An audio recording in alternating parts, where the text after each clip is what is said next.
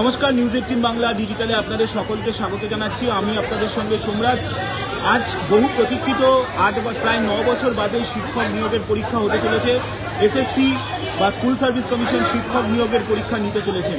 আর সেই পরীক্ষা নিয়েই ইতিমধ্যেই বিভিন্ন পরীক্ষা কেন্দ্রগুলিতে প্রস্তুতি চূড়ান্ত। তার কারণ পরীক্ষার্থীরা এক এক করে পরীক্ষা কেন্দ্রে আসতে শুরু করেছেন। প্রায় 9 বছর বাদে যেহেতু শিক্ষক নিয়োগের পরীক্ষা হয়েছে, তার জন্য আজকে যে নবম দশমের শিক্ষক নিয়োগের পরীক্ষা, সেখানে পরীক্ষার্থীর সংখ্যা প্রায় 3,19,000-এরও বেশি। আর এই 3,19,000-এর বেশি পরীক্ষার্থী রাজ্য জুড়ে 636টি পরীক্ষা কেন্দ্রে পরীক্ষা দেবেন। আমরা রয়েছি এই মুহূর্তে যাদবপুর বিদ্যাপীঠে। যাদবপুর বিদ্যাপীঠের ঠিক কি ছবি পরীক্ষার যখন শুরু হবে ঠিক তার আগে আর প্রায় 1.5 ঘন্টা বাদে পরীক্ষা শুরু হবে। আপনাদের সেই ছবি দেখাচ্ছি এই মুহূর্তে। দেখতে পাবেন সেই ছবি যেখানে আপনাদের দেখাবো। এই মুহূর্তে যাদবপুরে দেখতে পাচ্ছেন পরীক্ষার্থীরা এক এক করে পরীক্ষা কেন্দ্রে প্রবেশ করছেন। তাদের মেটাল ডিটেক্টর দিয়ে তল্লাশি করা হচ্ছে এবং ফ্রিস্কিং করা হচ্ছে। ফ্রিস্কিং করার পরেই তারা পরীক্ষা কেন্দ্রের ভেতরে ঢুকছেন। সেই ছবি আমরা দেখতে পাচ্ছি এক এক করে। যে দেখতেই পাচ্ছেন পরীক্ষার্থীদের চেকিং করা হচ্ছে। চেকিং করেই তারপরেই পরীক্ষার্থীরা পরীক্ষা কেন্দ্রে ঢুকবেন।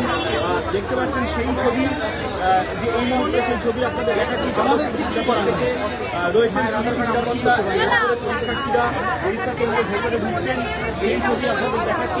অরিজিনাল লাগবে সরাসরি এইভাবেই কিন্তু পরীক্ষার্থীরা পরীক্ষা কেন্দ্রে ঢুকবেন আজ, এবং এক এক করে পরীক্ষার্থীরা পরীক্ষা কেন্দ্রে ঢুকছেন। এসএসসির তরফ থেকে গাইডলাইন দেওয়া ছিল, সেই গাইডলাইনে স্পষ্ট বলা ছিল যে শুধুমাত্র স্বচ্ছ পেন বা যেগুলি দেখা যাবে সেই জিনিস নিয়েই পরীক্ষা কেন্দ্রের ভেতরে ঢুকতে পারবেন। আর সেই মোতাবেক আমরা দেখতে পাচ্ছি এক এক করে পরীক্ষার্থীদের সেই গাইডলাইনের কথাই বোঝানো হচ্ছে। এইভাবেই কিন্তু পরীক্ষার্থীরা পরীক্ষা কেন্দ্রে ঢুকবেন।